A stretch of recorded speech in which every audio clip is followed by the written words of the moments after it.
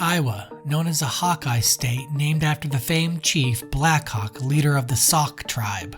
Iowa is the 31st most populous state, with Des Moines as both the largest and state capital. As with other states, Iowa has dangerous people who have to be removed from society. Let's take a look at Iowa's dangerous prisons. Iowa operates 9 correctional institutions with varying security levels. The Iowa Department of Corrections houses over 8,000 offenders, with 9% of offenders serving life sentences. The majority, 31%, are serving 10 to 20-year sentences. Just 7% of inmates have any college, with the most, 40%, having a GED. 91.8% of all inmates are male. Almost 50% of all offenders are serving sentences for violent crimes. In second place are offenses for drugs. In 2021, it was found that the recidivism or reoffend rate post-release is 38.7%, or over 1 in 3. The cost to house an offender in Iowa is $106.69, or $38,941.85. The Iowa Department of Corrections employs 3,481 staff, with 2,393 of those working within the prisons. The agency is also in charge of community-based corrections, which employs over 1,000 people. Iowa DOC has a total budget in 2022 of $407 million. Iowa spends the lowest percentage of its overall budget on corrections in the United States at 3.4%. Over the course of its existence, Iowa DOC has lost 14 officers in the line of duty. 3 were lost due to COVID-19 alone. An additional 3 died after being assaulted, and 2 were stabbed in the line of duty. We will take a look at specific instances later in the video. We'll now look at 2 of the most dangerous prisons in Iowa, along with the most historical prison in the state that is now closed. The first facility is Anamosa State Penitentiary. It is located near Anamosa, Iowa, with a population of just over 5,000. Construction of Anamosa State Penitentiary began in 1874 and was completed in 1875. The facility was built in Gothic Revival style. The prison employs 328 staff and is designed to hold 908 offenders, although it is currently operated in overcapacity at 960. The average age at the prison is 39 years old. It houses 218 people serving life sentences. On an interesting note, the average cost of a meal at the prison is $2.32. It was added to the National Register of Historic Places in 1992. John Wayne Gacy was housed at the prison from 1969 to 1970. While at the facility, he was a model prisoner. He even helped to construct a miniature golf course at the prison, which remains to this day. Gacy was the head cook at the prison and even secured higher pay for the inmates working in the mess hall. Another serial killer also served time at this prison, Robert Hansen. He was convicted in 1960 of burning down the Pocahontas Board of Education school bus garage in an act of revenge for his unpopularity in high school. Hansen served almost 2 years of his 3-year sentence. While at the facility, he was diagnosed with manic depression and schizophrenic episodes. The psychiatrist described Hansen of having an infantile personality. In 2021, 2 inmates were attempting to escape from the prison while in the infirmary. The inmates, Michael Dutcher and Thomas Woodard, attacked 2 prison employees, Lorena Schult and Robert McFarland, with hammers. They wouldn't survive the attack. Another inmate, McKinley Roby, attempted to help prison staff and suffered a skull fracture. Dutcher was convicted of second-degree robbery and had a release date of May 3, 2068. Woodard was also serving time for a similar offense. His release date was May 6, 2070. Murder charges were filed against both of them and they are awaiting trial. Shortly after this incident, another officer was assaulted by an inmate. Brandon Toma was convicted in April 2022 of willful assault causing injury and interference with official acts. Toma was sentenced to 15 years in prison. This was to be served consecutively with his original offense. He was already a violent man prior to this incident. He was convicted of beating his own mother, pushing her down the stairs, and then trying to choke her with a shovel. Our next facility is Iowa State Penitentiary. While the new facility opened in 2015, let's take a look at the original facility first. The historical prison opened in 1839, just 1 year after Iowa became a territory. It was built to hold 550 of the most dangerous offenders in Iowa. At the time of its closing, it was the oldest operating penitentiary west of the Mississippi River. Prior to the death penalty being abolished in 1965, Iowa State Penitentiary housed and completed all executions.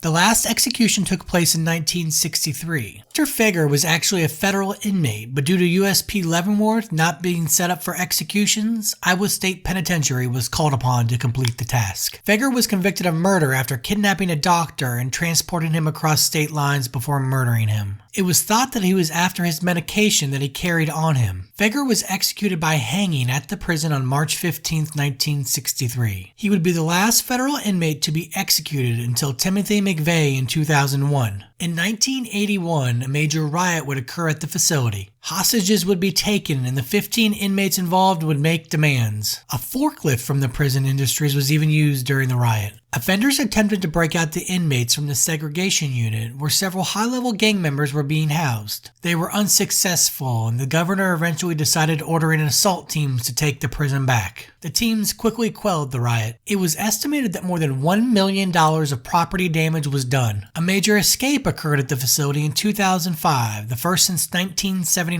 The two inmates, Robert Legendre and Martin Moon, used upholstery to scale the wall of the prison. They were both lifers. Legendre was captured in Missouri a few days later, where he has remained in custody. Moon was captured on November 17, 2005, after found sleeping in a stolen car in Illinois. Moon is incarcerated at the new Iowa State Penitentiary. A report found that the guard tower near the wall where they climbed was unmanned, allowing them to escape. This was due to massive staff shortages at the time. Let's take a look at the new Iowa State Penitentiary. Groundbreaking for the new facility was held on April 22, 2010. When it opened in 2015, it cost $175 million to build. The project was expected to cost $130 million, resulting in controversy. The new prison can hold 750 inmates with 392 staff supervising them. With it being a new facility, you would expect it to have all the bells and whistles. A current inmate at the facility is Christian Bahena Rivera. He was convicted in 2021 of the murder of Molly Tibbetts. The case made national news as many Republicans used the crime to push for stricter immigration policies. Bahena Rivera had been living in the United States for several years and was living and working in the area. He had kidnapped Tibbetts, murdered her, and then dumped her body in a secluded area. Tibbetts had gone on a jog in the evening and never returned. A massive search for her was completed and even social media had a part in trying to find her. Following her death, the Iowa State Medical Examiner performed an autopsy and recorded her death as multiple sharp force injuries.